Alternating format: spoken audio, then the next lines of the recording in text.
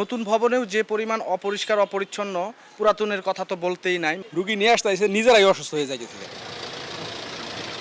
হাসপাতাল চত্বরে যত্রতত্র ছড়িয়ে ছিটিয়ে পড়ে আছে ময়লা আবর্জনা। একই অবস্থা হাসপাতাল ভবনের ভেতরেও। এতে ছড়াচ্ছে দুর্গন্ধ ও জীবাণু। এটি সরকারি স্বাস্থ্যসেবার একমাত্র ভরসাস্থল ২৫০ শয্যা বিশিষ্ট শেরপুর সদর হাসপাতালের চিত্র।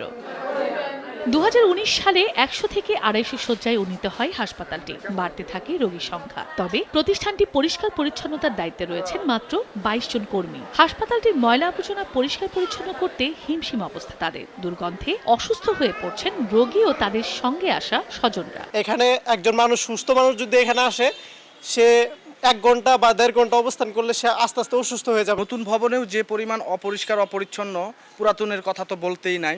পুরাতনে আরো খারাপ অবস্থা। রুগী নিয়ে আসতে এসে নিজেরাই অসুস্থ হয়ে যায়। চতুর্থ সাইডে আবর্জনা, ময়লা, দুর্গন্ধ।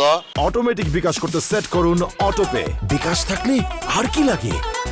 হাসপাতালের সকল বর্জ্য নিয়মিত পৌর কর্তৃপক্ষের পরিষ্কারের কথা থাকলেও বাস্তবে তা হচ্ছে না। এমন দাবি করে আউটসোর্সিং এর মাধ্যমে হাসপাতালে নতুন করে পরিচ্ছন্নতা কর্মী নিয়োগ দেওয়ার কথা জানায় কর্তৃপক্ষ। গন্ধ যাতে না লাগে সেখানে দুপাশে টিনের ব্যবস্থা করেছি। পৌরসভা ময়লা নিয়ে যায় রেগুলার, তাহলে এই অবস্থার সৃষ্টি হতো না। আউটসোর্সিং এর মাধ্যমে কিছু জনবল নেওয়ার ওইগুলো নিয়ে গেলেই আশা করি যে হাসপাতালে এটা আবর্জনা যেটা সমস্যা রয়েছে সমাধান হয়ে যাবে। ২৫০ শয্যা বিশিষ্ট শেরপুর সদর হাসপাতালের আউটডোরে প্রতিদিন ৭০০ থেকে ৮০০ রোগী চিকিৎসা সেবা নিয়ে থাকেন।